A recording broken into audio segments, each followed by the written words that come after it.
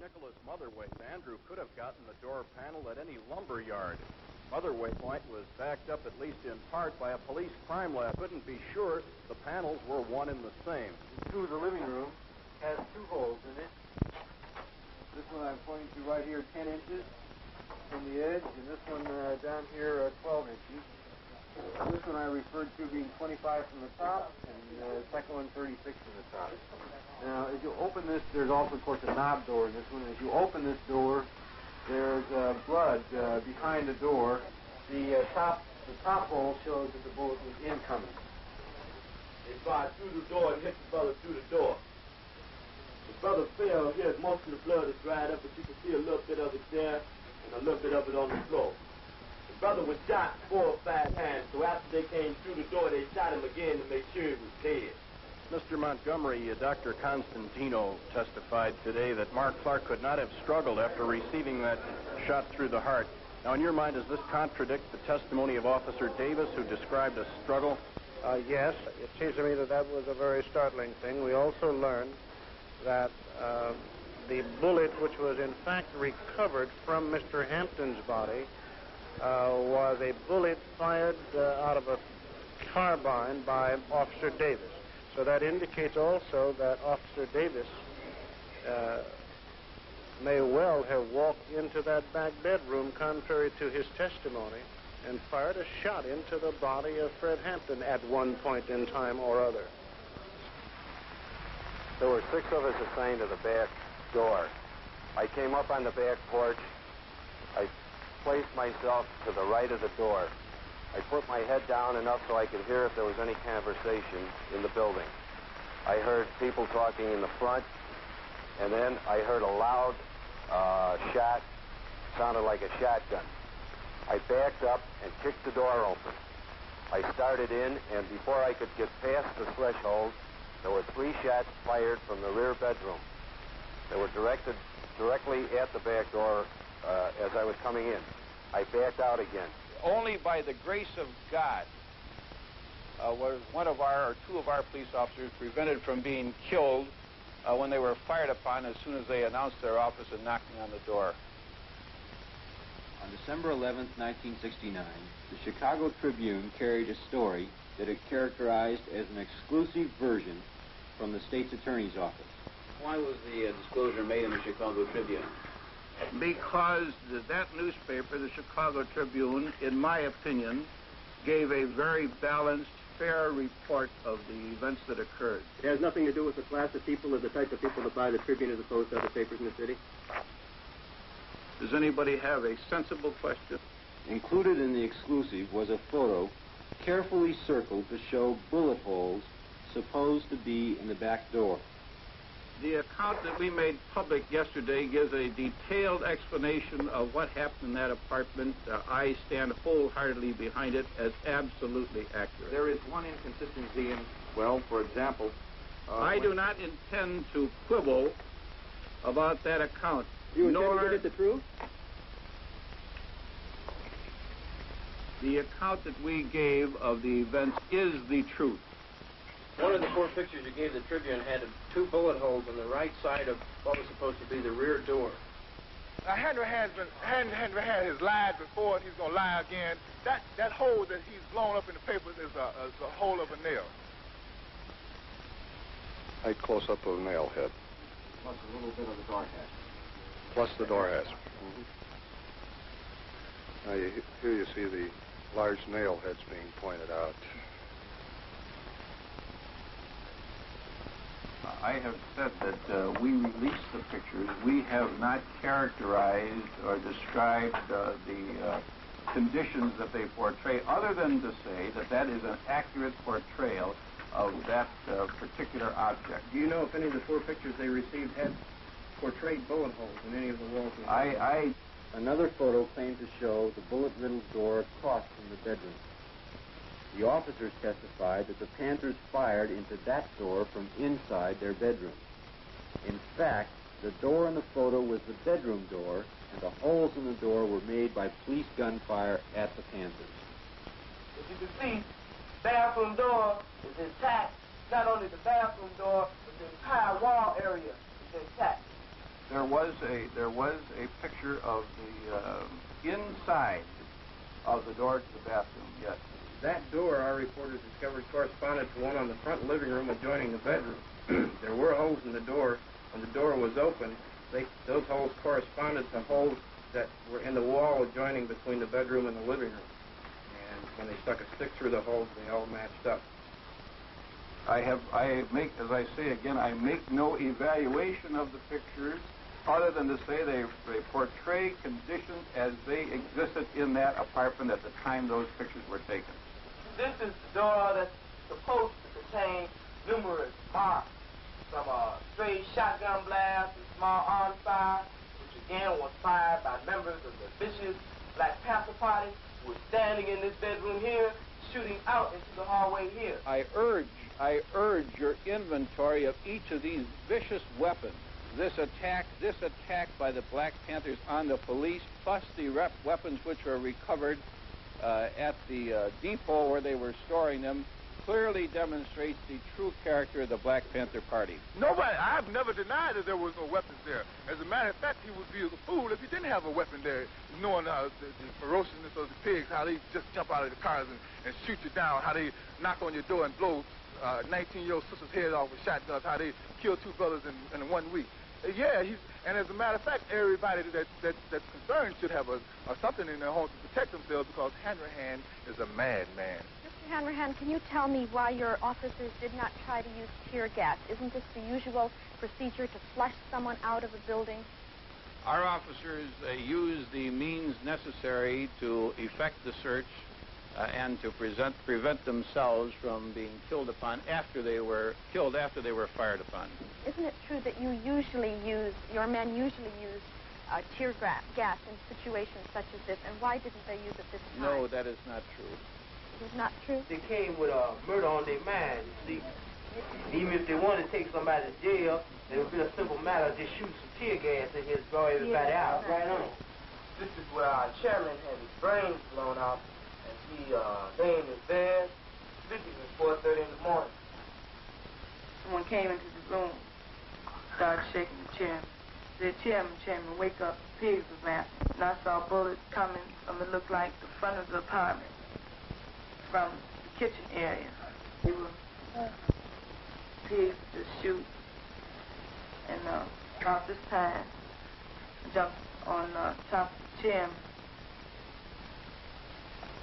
He looked up. Looked like all the pigs converged at the entranceway to the bedroom area, back bedroom area. The mattress was just going. You could feel the bullets going into it. I just knew he was dead, everybody in there. When he looked up, he didn't say a word, and he didn't move, except for moving his head up. He laid his head back down to the side like that. He never said a word. He never got up out the bed. A person was in the room. He kept hollering out, stop shooting, stop shooting. We have a pregnant woman, a pregnant sister in here. At the time, I was 8.5 to 9 months pregnant. My baby was to be delivered in 2 weeks. Pigs kept on shooting. So I kept on hollering out. Finally, they stopped. They pushed me and the other brother by the kitchen door and told us to face the wall. Heard a pig say, he's barely alive, he'll barely make it. I assume they were talking about Chairman Fred. So then they started shooting the pigs. They started shooting again. I heard the sister scream. They stopped shooting. Pig said, he's good and dead now. Pigs running around and laughing. They were really happy, you know. Talking about Chairman Fred dead. Saw Chairman Fred again. Inflammatory statements and false charges against our office have been made by spokesmen for the Black Panther Party and others, despite the fact that the speakers had no reliable knowledge about the occurrence. Well, the best account that I can give is the room that I was in and the actions of things surrounding me personally, you know. First thing I remember when I woke up was a knock on the door, and it was only a matter of seconds. In fact, I'd say it was less than 5 seconds that I heard, shots. Now, the thing that struck me was that I not only heard shots, but I can see plaster coming out of the walls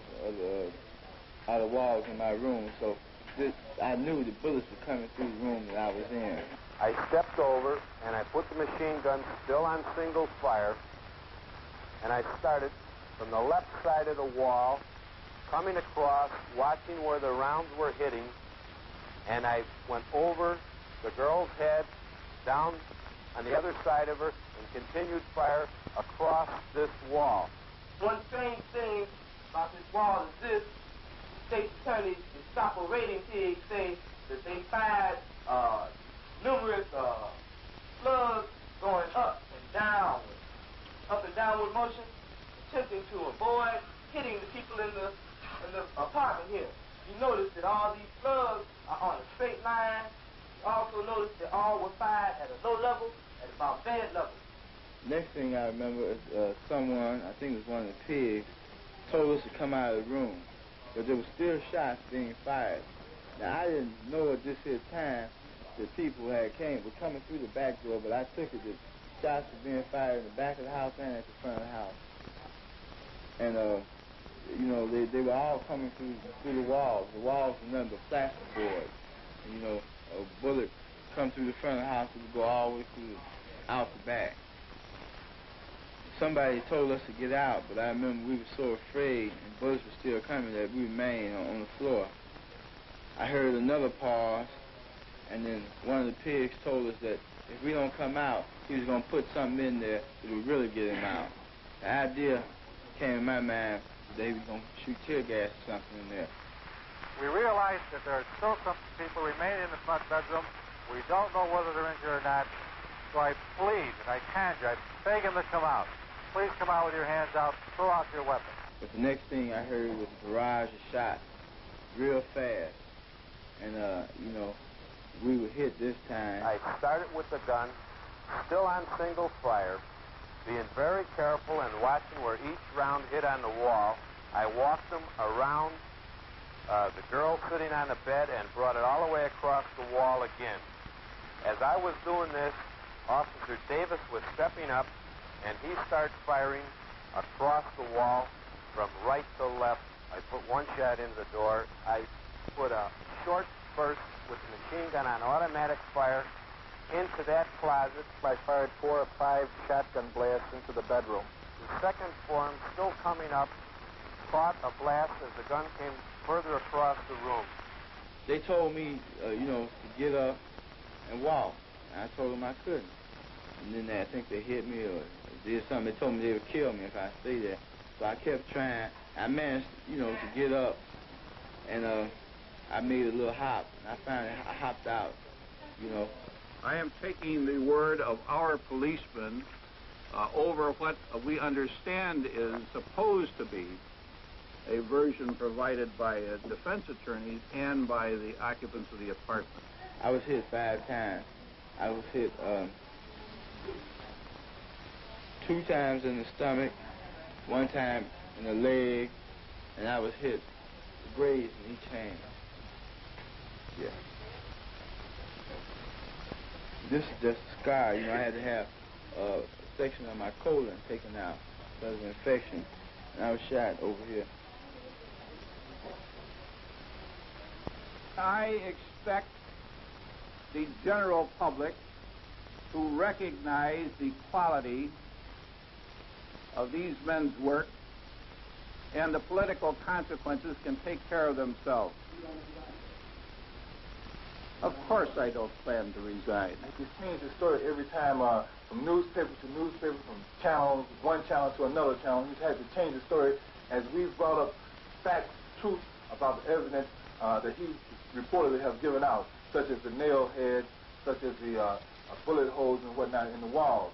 And it's only my conclusion is that Hanrahan, if he wanted to give an objective opinion about what happened here that morning, he would have to come to this apartment and find out, because he's dealing in a whole lot of subjective analysis, because the man haven't come to the apartment to find out what really did go down in the apartment. And we invite him here to see for himself the evidence that we have shown to the masses of people and to the public. Mr. Henry, have you been at the scene yourself? No, I have not been at the scene. Based on available evidence, namely the physical condition of the home and its contents, the physical condition of the remains of Fred Hampton, the search warrant was merely a subterfuge, and the mission of the police was to murder and maim. This blatant act of legitimatized murder strips all credibility from law enforcement. In the context of other acts against militant blacks in recent months, it suggests an official policy of systematic repression. The pious statements of State's Attorney Hanrahan concerning the brave response of the police against the vicious Panther attack, and his allusion to the grace of God concerning the sparing of the policemen, only makes the situation more macabre and terrifying. As an individual, are you convinced that the official version is a lie, that it is a case of murder? Personally, I am. Anyone who went through that apartment and examined the evidence that was remaining there could come to only one conclusion, and that is that Fred Hampton, 21 years old and a member of a militant, well-known militant group, was murdered in his bed, probably as he lay asleep. It seems very clear to us that he was assassinated, and the police officer who did that assassination then walked away from it and said to other people, Bobby Rush is next. Now, all of you who know Bobby Rush know that he is the Minister of Defense of the Black Panther Party and also one of our clients. And all of you also, I assume, know that Bobby Rush's apartment was broken into last night, and also he's still alive because he was not in the apartment. Do you think if you had been in your apartment yesterday, you would have been shot by police? Yes, I would have been murdered. I still think there's a great possibility of people trying to murder me. All the moves in the past, the initiative has been on the part of the police. They've murdered Fred Hampton. They're out to murder me. It's like they'll murder anybody that's black in this country. Do you think there's going to be retaliation then by the Panthers? There won't be any retaliation by the Panthers. I think that the time will come when the people themselves will take the power that belongs to them into their hands and move to guarantee life, liberty, and the pursuit of happiness. We will not be forced underground until the people, we really feel satisfied that we've done our duty, performed our duty to educate the masses of the people to the injustices that the power structure inflicts upon poor people in this country. All the mass demonstrations that young people endorse that this is happening right now. Bobby, what's the next move for you personally? There's no personal anymore. I'm a people's man, so I do whatever the people decide. There's nothing personal about it whatsoever. And the Panthers will be there to serve the people in the end. Okay.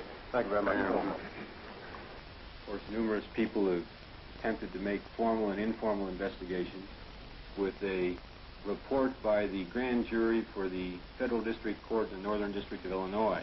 Then I quote, "This report contains the findings of the grand jury after hearing nearly 100 witnesses and considering over 130 exhibits, including police records, photographs, moving pictures, transcripts of testimony before other bodies, voluminous investigative and scientific reports, and reports of investigative interviews with over 100 potential witnesses who were not called."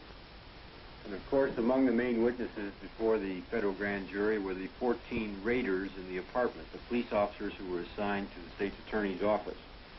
The report tells us, contrary to some of their testimony prior to the grand jury proceedings, the report tells us that at 4 a.m. on December 4, Sergeant Gross briefed the 13 assembled officers and told them the location of the raid and that Panther arms were involved. Know that they were Black Panthers? No, we didn't. We just knew that, or we were informed that there were guns and contraband in the building. Did you have information that indicated that Fred Hampton might be there? Not to my knowledge. You just knew that there were guns and possibility of that these may have been Black Panthers? All we knew is there were guns in there. At this point, it appears that the people who are deceased were in the gun battle. Oh, they were definitely in a gun battle. I mean, they were firing at police? Yes, sir. We saw the shots coming out of the two bedrooms. Sergeant Groth, of course, from the beginning claimed, along with his fellow officers, that a shot had been fired by a young Panther woman in the far corner of the living room door as the officers entered the door. The report, however, explains the impossibility of this account given by the officers. Reading again now from the report from page 181, it says, Groth, Davis, Jones, and Gorman, those are all officers, all insist that a shot was fired by Brenda Harris at them as they came in the door. None of them could explain what had become of this shot, and it is not possible to draw a line from the southeast corner of the living room, where Harris was said by Davis and Groth to be on the bed holding the gun, out through the living room door, the entrance hall door, and the outside door. There are no holes in the west wall of the apartment. Officer Carmody, when you knocked on the door, what happened? Well, I didn't actually knock. I heard our officers at the front announce their office and shots fired. So I kicked in the back door, and as soon as the door opened, I could see shots being fired at us at the back door. Do you have any idea how many shots were fired? Quite a few. I have no idea. Do you have any idea over how long a period the gun battle ensued? It seemed like an hour to me. Of course, the raiders would have us believe that they approached the apartment in a gentlemanly fashion, that they were attempting to save human life. They knocked on the door and they announced their purpose. They fired no shots until they were fired at. They called for a ceasefire on at least 3 different occasions. Thereafter, 3 times, Sergeant Groth ordered all his men to cease firing and told the occupants to come out with their hands up. Each time, one of the occupants replied, "Shoot it out." And they continued firing at the police officers. By their own testimony, they admit that for 12 minutes, for 12 solid minutes in those early morning hours, there was gunfiring in that apartment. And yet the federal grand jury concludes that only one possible shot could have come from a Panther weapon. And that shot could have come through the door by a man who had just been shot in the heart. They would have us believe that even though there was only one Panther shot, they called for a ceasefire on 3 different occasions and didn't get it, and so they continued their firing. The great variance between the physical evidence and the testimony of the officers raises the question as to whether the officers are falsifying their accounts. Those officers fired 99 shots through the walls of an apartment where they knew people were sleeping. Murder is defined in Illinois as follows: a person who kills an individual without lawful justification commits murder if, in performing the acts which caused the death, he knows that such acts create a strong probability of death or great bodily harm to that individual or another. Federal grand jury comes to its conclusions. Unquestionably, the raid was not professionally planned or properly executed, and the result of the raid was 2 deaths, 4 injuries, and 7 improper criminal charges. In spite of those conclusions, the report then goes on to say, the physical evidence and the discrepancies in the officers' accounts are insufficient to establish probable cause to charge the officers with a willful violation of the occupant's civil rights. I want you to know that I want you to think. If you ever think about me, and if you think about me, niggas, and if you ain't gonna do no revolutionary act, forget about me. I don't want myself on your mind if you're not gonna work for the people. Like we always did, if you actually make a commitment at the age of 20, and you say, I don't want to make that commitment because of the simple reason that I'm too young to die, I want to live a little bit longer, what you did, you did already. You have to understand, the people have to pay the price for peace. If you dare to struggle, you dare to win. If you dare not to struggle, then goddamn it, you don't deserve to win. Let me say peace to you if you're willing to fight for it. Let me say it in the spirit of liberation. I've been gone for a little while. At least my body's been gone. You ain't got to repeat after me. At least my body's been gone for a little while. But I'm back now, and I believe that I'm back to stay. I believe that I'm going to do my job, and I believe that I was born not to die in a car wreck. I don't believe I'm going to die in a car wreck. I don't believe I'm going to die from slipping on a piece of ice.